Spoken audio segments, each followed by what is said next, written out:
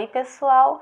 Hoje nós vamos falar nessa aulinha 6 sobre quais são os sinais de abuso sexual em crianças e adolescentes, tá? Para que a gente saiba identificar, para a gente desenvolva esse olhar e essa observação atenta das nossas crianças para identificar qualquer tipo de sinal desde o seu início, do seu aparecimento.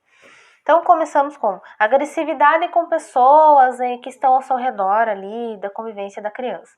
Então, sabe aquela criança que todo mundo fala, ai, mas esse fulano é ruim, olha, que criança ruim. Às vezes não é, às vezes essa agressividade que a criança tem, ela está demonstrando que ela não está bem, é uma forma da criança expressar aqueles sentimentos ruins que estão guardados com ela. Então, é preciso ter atenção quando esse sinal surge ali na criança. Apatia, então aquela criança que deixa de ter reação, que não quer mais saber de brincadeiras, que nada mais agrada, é preciso ter atenção com essa criança aí, pode ser que ela não esteja bem, que não seja só uma característica de timidez, né? A timidez excessiva também pode ser um sinal. Às vezes a timidez em excesso, a timidez, aliás, ela é só uma característica daquela pessoa, daquela criança. Mas em excesso pode ser que tenha algo de errado. Às vezes é um outro tipo de trauma, mas pode ser um sinal de abuso. Então é importante ficarmos atentos com esse sinal também. Choros sem motivo. Eu sempre digo choros aparentemente sem motivo, porque geralmente o choro da criança, ele não é sem motivo, tá? A gente tem essa visão aí de que a criança está chorando sem motivo. Não, a criança não está chorando sem motivo. O adulto chora sem motivo? Não chora. A gente chora porque está feliz, chora porque está triste, porque perdeu alguém, porque está passando por um problema muito grave, tá? Porque a gente está com dor. Então, assim como no adulto sempre tem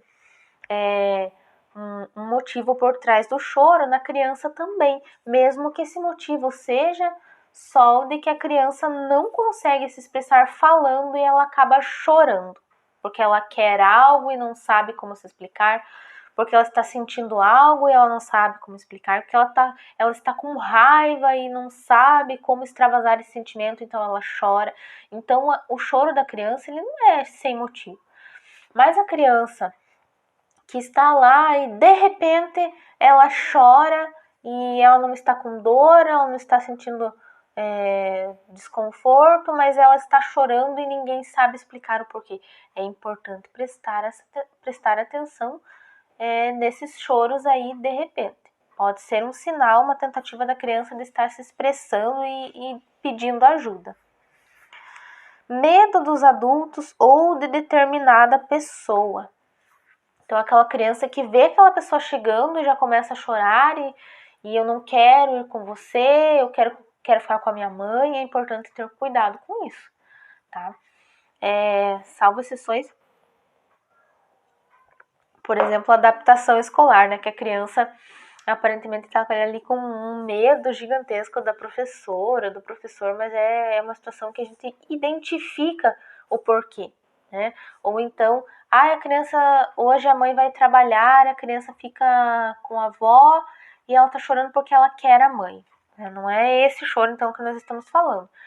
É o choro quando a criança demonstra, porque você vai perceber os sinais que a criança está chorando, porque está com medo daquela pessoa, ela vai se retrair, se encolher, enfim. Então é importante prestar atenção quando a criança der esses sinais. Comportamento erotizado, então a criança que reproduz comportamentos erotizados com os seus colegas, com as pessoas da sua vivência, conhecimento, né, sobre temas envolvendo conteúdos sexuais que eles não são esperados para a idade daquela criança muito pequena que está apresentando esses sinais, é preciso a gente ter atenção e identificar qual é a origem desse comportamento da criança. Então, se vocês pesquisarem nas redes sociais, tem até um relato de uma família muito dedicada, muito cuidadosa com a criança, mas que a criança começou a apresentar esses comportamentos erotizados na escola e a professora chamou a família para conversar, identificar de onde vinha essa situação, né? e eles perceberam que nos momentos íntimos ali da mãe, do pai, a criança ela estava observando e eles acreditavam que a criança estava dormindo, algo nesse sentido, e a criança reproduzia aquelas atitudes ali que via entre a mãe e o pai. Então, é muito importante identificar de onde vem esse comportamento erotizado da criança. Às vezes pode ser uma situação como essa e a família, muito preocupada, logo tratou de resolver essa situação, tá? Levar a criança no psicólogo, enfim. Pode ser porque a criança fica muito tempo sozinha com dispositivos digitais, tem acesso a computador, a celular, televisão, está vendo esse tipo de conteúdo, né, nesses dispositivos.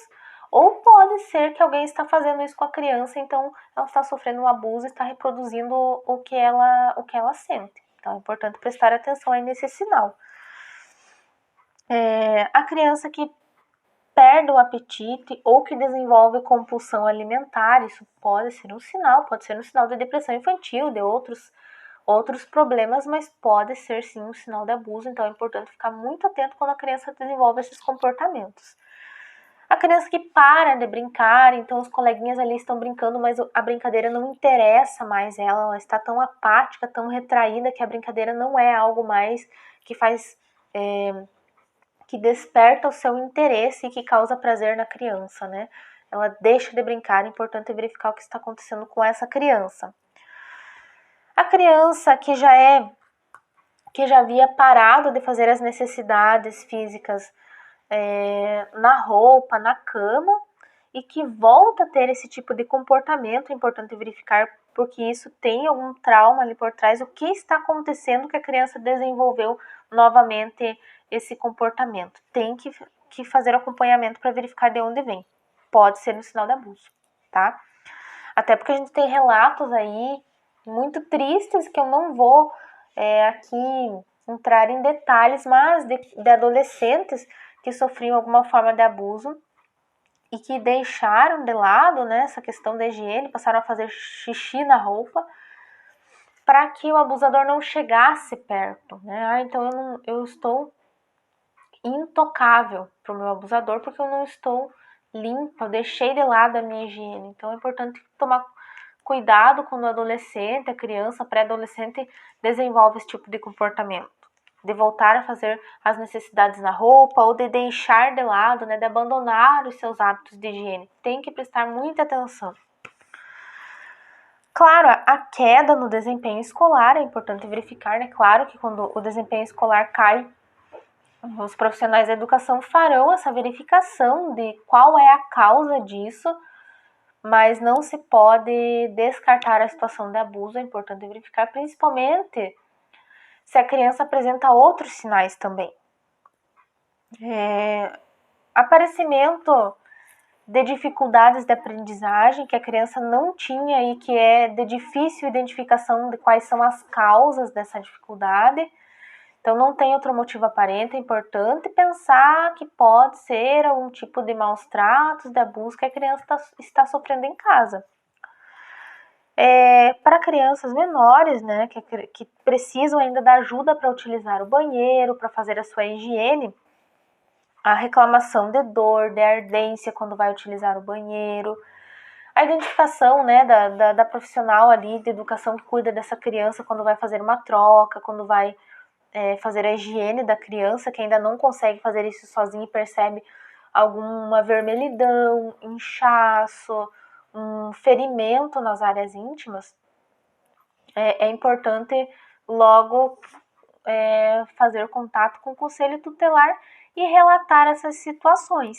Então, esses sinais podem ser apresentados, pode ser que a criança apresente vários desses sinais, apenas um, alguns desses sinais, por isso que é importante desenvolver esse olhar crítico sobre a criança e, ao primeiro sinal de abuso, fazer contato com quem é responsável por cuidar dessas questões.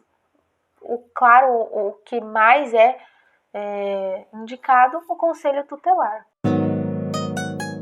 Galera, a escola humanitária não possui vínculos políticos nem empresariais.